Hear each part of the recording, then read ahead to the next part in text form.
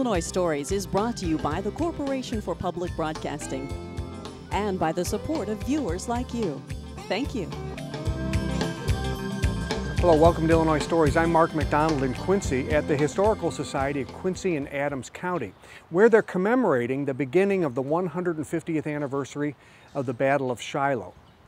That battle only lasted a couple of days, but more than 400 men from Quincy and Adams County played a pivotal role, and that's what horrible beyond description is all about.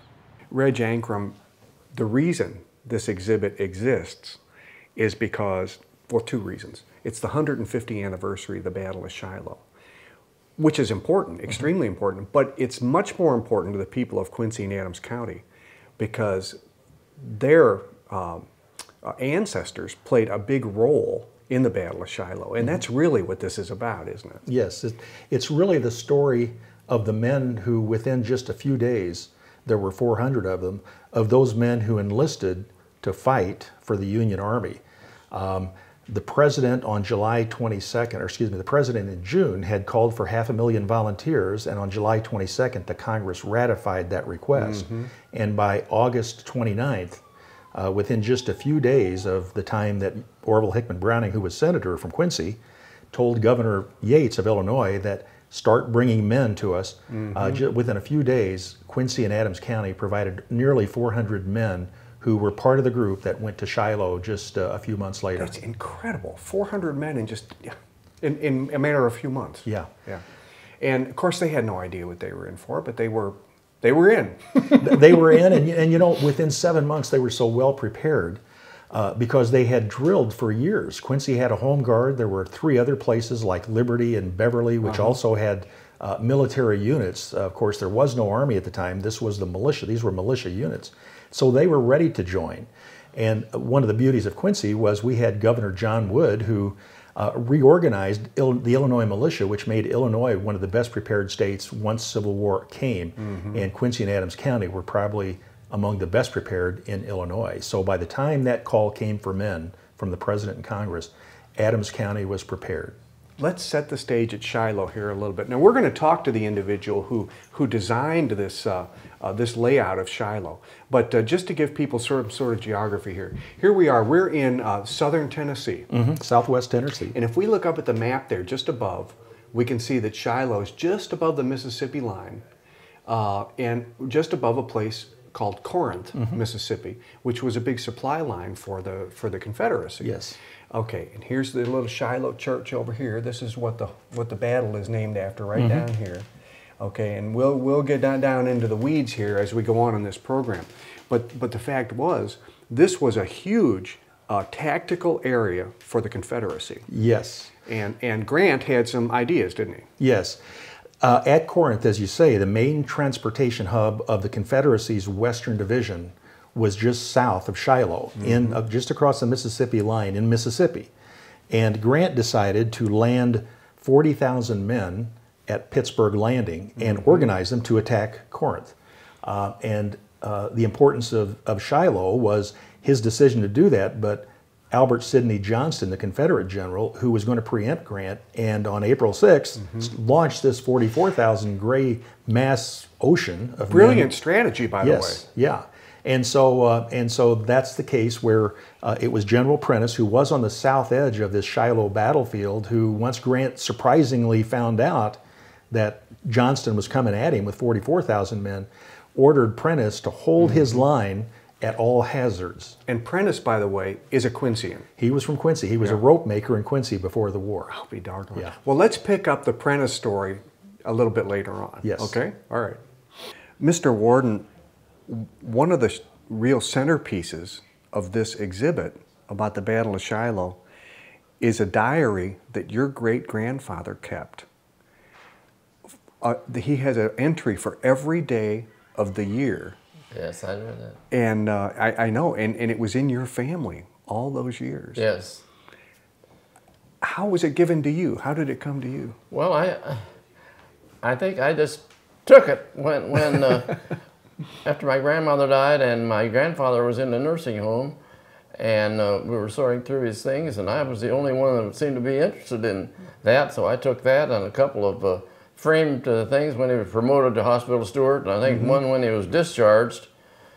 I don't remember, but I gave them that to Reg also. It's in remarkable condition. Yes, that surprised me, and still being from the 1960s, 1860s. 1860s, yeah. And his penmanship was excellent. I mean, yes, better than mine. You can read the entries, and he kept it dry. He kept it in very good condition. Yeah. While we're looking at it, I'm going to read one of the entries from one of that days. You said he was a hospital steward, yeah, that's what and which would be somebody who treats the ill at the hospital and also in their field. Well, in the field and everywhere else. In the field, yeah. He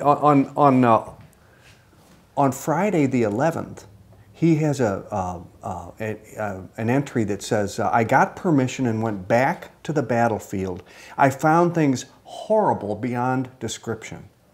I made out to find the remains of my company, which was left in a sad situation after the fight. So he was going back, he had treated people at the hospital, and then he went out to the field to treat some other people. Yes, apparently. Wow. What did you know about your great-grandfather? I really didn't know anything about it, man. But he was from Illinois. Yeah, from Oakland, Illinois, all right. But I was always from Missouri until after World War II, I came to Quincy. Yeah, and you never got a chance to know him. Well, of course, he died in 1904. I was born in 1920, so. Yeah. That would have been wonderful, though, wouldn't it, if you could have talked to him?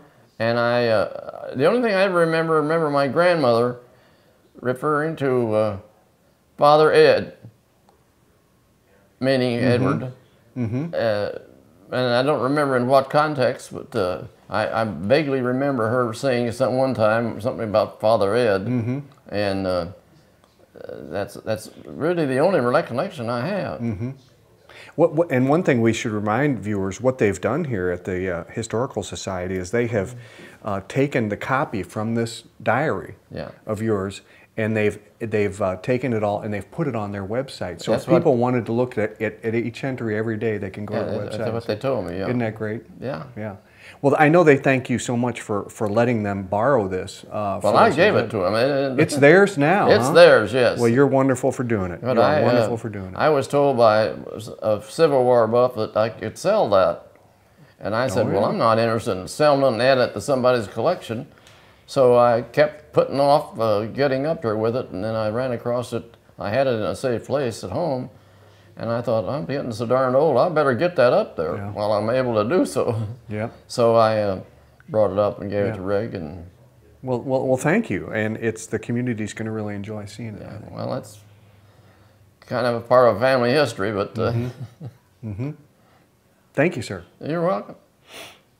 Dave Costigan, we mentioned General Prentice. General Prentice found himself in a very precarious situation. U.S. Grant was preparing to do an offensive move and found out that they were being preemptively struck. And so here's poor Prentice. He's got, what, 4,600 men in his command? That's right. And what does U.S. Grant lay in his lap? Well, for a while, he's on the very forefront of the troops. And so he is getting the first wave of the Confederate attack.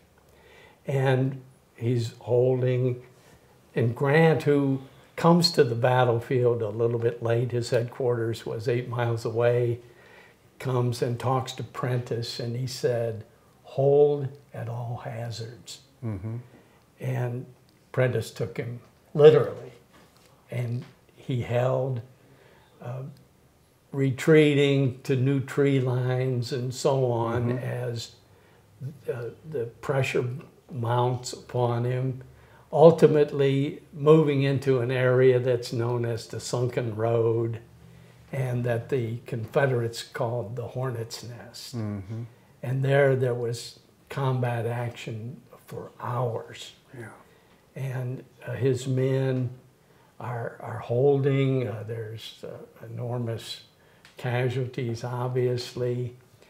And finally, about 5:30, so they've been under fire for 12 hours.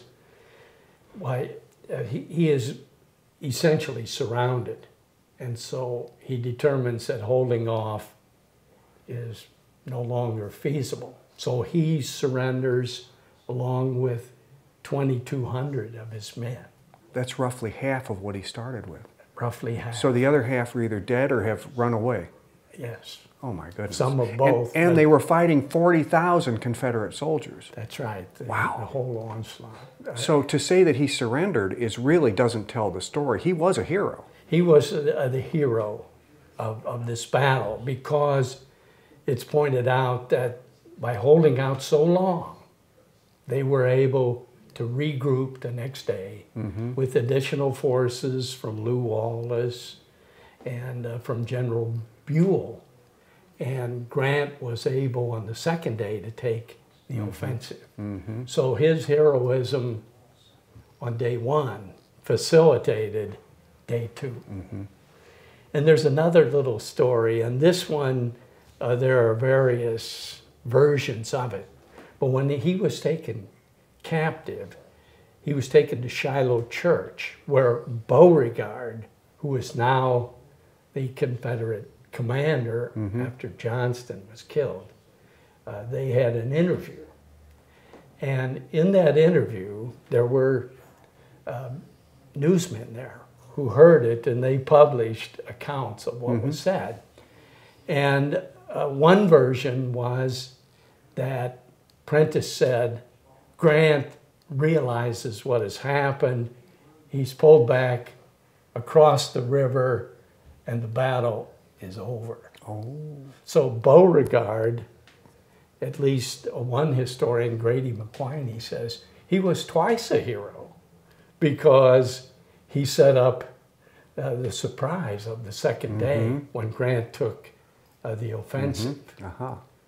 And of course, Prentice stayed in captivity. He went to Selma, Alabama, to Talladega, finally to Richmond, and then through Lincoln's auspices, why he was exchanged for a comparable Confederate.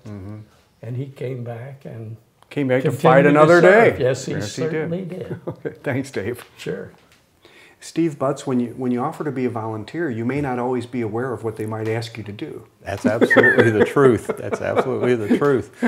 I walked in here one day and said I'd like to volunteer, and 10 minutes later I was asked if I wanted to help do the Battle of Shiloh. So, well, this is fantastic. We're standing in front of your creation. And when I say your creation, I mean that literally. You had nothing to go on. You had to get the maps, you had to get the materials, you had to do the historical research, and then you had to build Shiloh in a relief map. yes. Pretty cool. Well, I had anticipated it being a pretty quick project. I'd never done a relief map or anything like it before. Turned out that it took me more like 9 months to do it, and this was the conclusion after 3 or 4 failed attempts, because there was literally nothing out there that I could find to guide me, find materials, how you do it, and so it was a very long learning process. Let's explain sort of what happened here in those 2 days of the Battle of Shiloh. When Ulysses S. Grant talks to Prentice, and we've discussed this already, that I need you to hold at all costs. Prentice is camped out down here, in what you depict as fields here. That's true. He was camped down here. He was one of the more forward, probably the most forward unit on the battlefield. They didn't know they were the most forward because they weren't expecting an attack. So that was just an encampment down here, as everyone else was. Everyone had just arrived only a day or so before, and they were told where they could set their camps up, and that's where they were expecting to go into training when the rest of the Army of the Cumberland showed up. But that's not exactly what happened. It sure isn't, because then Grant finds out that there's going to be an offensive by the Confederates. Grant, who has organized up here at Pittsburgh Landing, where they're bringing in lots of supplies to do an offensive, tells Prentice down here, okay, you got to hold at all costs. Well, Prentice is trying to hold, but he gets getting shoved further and further north. And as a result, on day one, it looks like it's lost for the Union, doesn't it? It doesn't look too good. It's actually a fairly compressed period of time. That first day of battle went pretty quick. I'm certain for most of them. Well, sometimes maybe it felt like a very long time. But during the course of the day, this was 4 miles wide and about 5 miles long. And yeah, the Union forces was pushed at least three of those miles from where they started back to Pittsburgh Landing. But Prentiss has held them long enough that it allows Grant and his other generals to get organized up here at Pittsburgh Landing, to get their artillery set up, so that in the end, when they make that push, when the Confederacy makes that push up there, they're able to fend it off and actually become winners at the end, weren't they? That's true. Prentiss was sort of the pivotal man during the whole thing by being pushed back first along this road right here, where most of the Union wound up during the first few hours anyway, and then eventually back here to what's called the Hornet's Nest, which is where they really stopped the Confederates from just sweeping the field. And then on day two, the Union prevails. The Union prevails. Unfortunately, Prentiss is captured up here in the middle of the day, along with 2,200 troops. But he's the one who really took the wind out of the Confederate sail that day. Nice work. Thank you. Gene Kay, this young man is sort of the face for this exhibit. I think so. He's on the brochure. Yes. And he's holding a drum, which is of particular interest to us at this exhibit, isn't it? Yes, it is. We have a drum, and if you notice, they're very similar. We know this is a drum of the 50th. We're wondering if it may not be his own drum. He was in Company E of the 50th, George Robinson, and he came from Columbus, which is in the center of Adams County. He enlisted in Camp Point, and he was at Shiloh. He was not injured at Shiloh, but became ill from bad water and other things.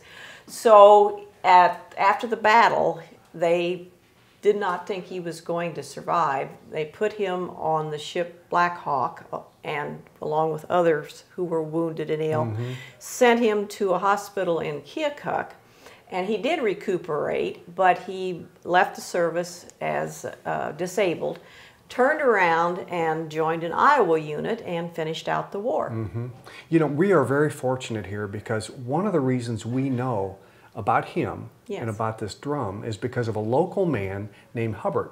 That's correct. Who took this incredible interest in history and collected photographs and wrote this book called The History of the 50th Regiment. Yes. Right? And he was ended up as a sergeant major in the service. And we have a picture of him here. This is him up in this corner here. But he did some tireless work. He did. And you have, in the society, have a lot of the photographs that he collected with his memos about who they were and what. And that's how we know about this drum. Yes, yes. Not only did he write the regimental history of the 50th and made it a special history because he included all the recollections of these men, along with, he collected the photos and then sketches were made of those photos, and it's the sketches that appear in the book. But there were items of the 50th that he collected, and eventually those were turned over to our historical society. So we have a nice collection. Yes, you absolutely do. Now, we have some other nice things too. Yes. Walk over with me over here to Mr. Bain's exhibit. He's another Adams County fellow, right? Yes, Mr. Bain was a physician from Payson, Illinois, and he helped to form the 50th, and he was in the Battle of Shiloh. He was on a horse, and he was shot out of the saddle during the battle, during the very beginning of the battle, and his arm had been just shattered. They thought he was going to die immediately. But his brother was also in the battle, and he came, and he was a physician himself. So they were both brothers were physicians, and he amputated his brother's arm on the field. Oh my God! And they took him back to camp, and when the battle was over, they were able to load him on the Black Hawk and take him back to Quincy, to a house in Quincy where they expected him to die. But he lived, recuperated, and went back into service with one arm. And somebody else got his horse and his saddle, Then right? they gave his horse and saddle to Colonel Hanna from Golden, Illinois. And Hanna got on the horse. He too was shot off from the saddle. And we don't think there was a third volunteer after that. Goodness. And back to Bain again, we can see in this portrait, he is without his right arm. Correct. And he went back into the war Yes. again, Yes. one-armed. Yes, he What did. courage. And in the history, it will tell that several different times he had to return to Quincy to regain his strength, but each time he would go back. At the end of the service, he could no longer be a surgeon, and because he only had one arm. And so he went back to school, became an attorney, and he practiced law after that. And this is the very saddle that he got Correct. shot off of. Exactly. Incredible. Yes. Thank you. You're welcome. Phil, you helped with some of these exhibits here, and there's a very interesting one we're standing at, which is letters printed in the newspapers, in this case the Quincy Daily Whig, from the actual battlefield. These soldiers would write and then send the writings by steamship, and either their relatives or the newspaper would publish these things. It's a very interesting way to approach history. This is correct, and it's very valuable now for historians or students of the Civil War, because these men acted as correspondents. The correspondents that we see now when they're on the battlefield with the cameras and things, they didn't have. Right. The correspondents may be away from it, but these people were eyewitnesses. They would write their feelings, maybe to a family member, or in this case to the letter of the Quincy newspaper, and mail them to them, and they could have them within a week to 10 days, either through railroad or steamship, the information to be back, and they would publish them. And they would publish accounts, especially of battles, talking of the casualties from each company to the families back here. This was the media of the period. Yeah. And it was accounts from the eyewitnesses, the men who were there, who fought in the battle. Many of them were very literate, and they would write back to the newspaper, and they would publish them. And you actually became very good at looking this stuff up, because you published a book some years ago called, what, Jottings from Jottings from Dixie. From Dixie. And the man was, he chronicled the 102nd Illinois Regiment, which had a company from Rock Island, Mercer County, Knox, Warren County.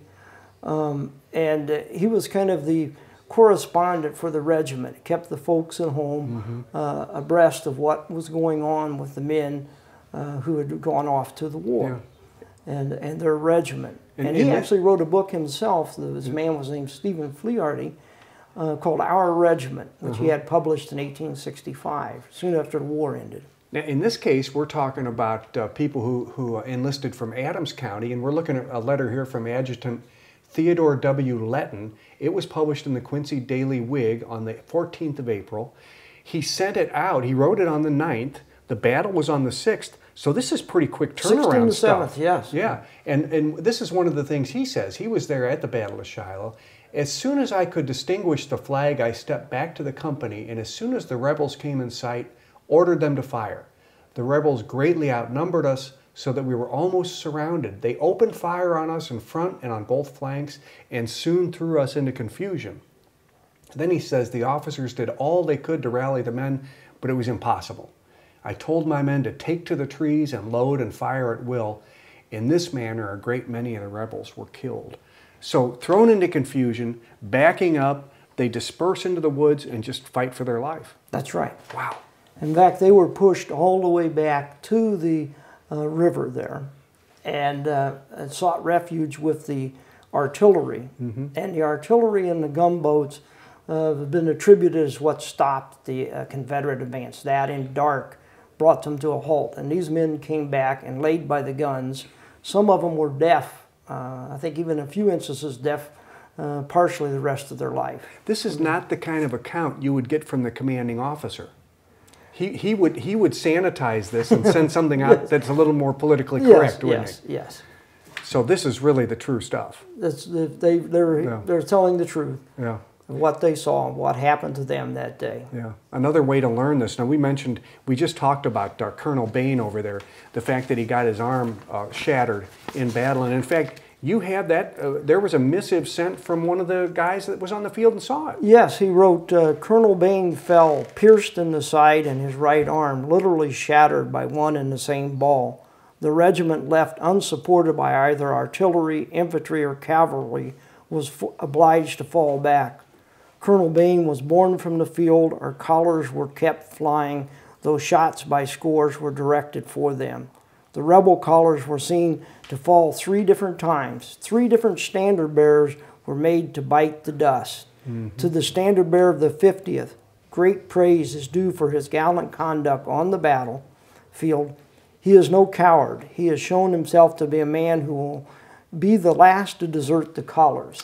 And in the Civil War, the colors, you had the national colors and the regimental flag, and that's you went to them. That's where you knew where your regiment was. You tried to line up on them.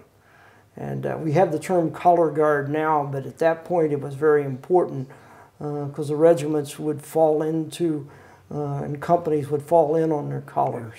And the men would stand by them. And Colonel Bain, he was on his horse, and, and these were usually targets for the enemy, the officers on a horse or the colors.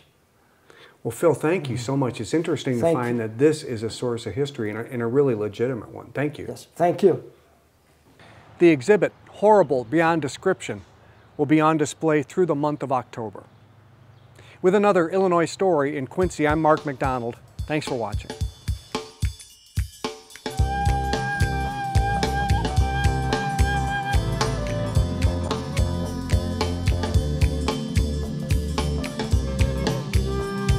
Illinois Stories is brought to you by the Corporation for Public Broadcasting and by the support of viewers like you. Thank you. For a DVD copy of the program you've just seen, send $19.95 to Network Knowledge, P.O. Box 6248, Springfield, Illinois 62708. Be sure to include the program name, subject, and when the program aired. You can also order with your credit card by calling 800-232-3605.